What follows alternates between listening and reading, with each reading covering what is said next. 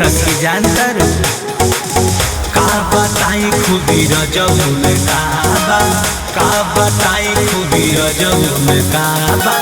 खलाऊ कमज भी आवे ना जादा, खलाऊ कमज भी आवे ना जादा। चिझी के गीजी के छोड़ दे पाया था, चिझी के गीजी के छोड़ दे पाया था। खलाऊ कमज भी आवे ना जादा, खलाऊ कमज भी आवे ना जादा। माई रे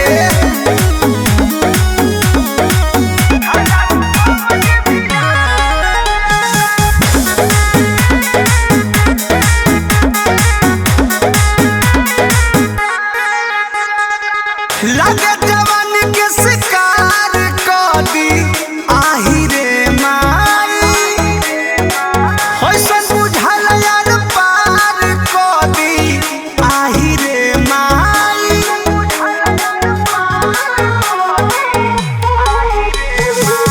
लगे जवान के शिकार कदी आही रे माई, होइसन बुझल यार पार कदी आही रे माई।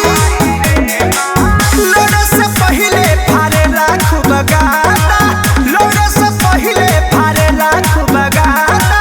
खलाऊ कमज भी आवे ना जादा, खलाऊ कमज भी आवे ना जादा।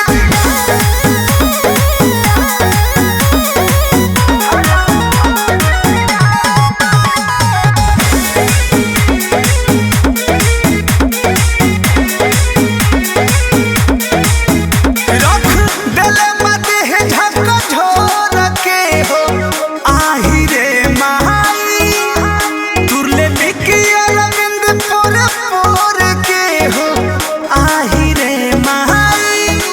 सोनू के संगत कइले बाड़े,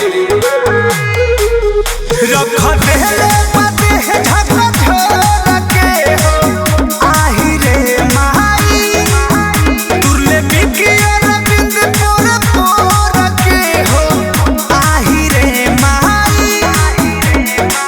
देखे में लागे परमोध सीधा साधा, देखे में लागे परमोध सीधा साधा।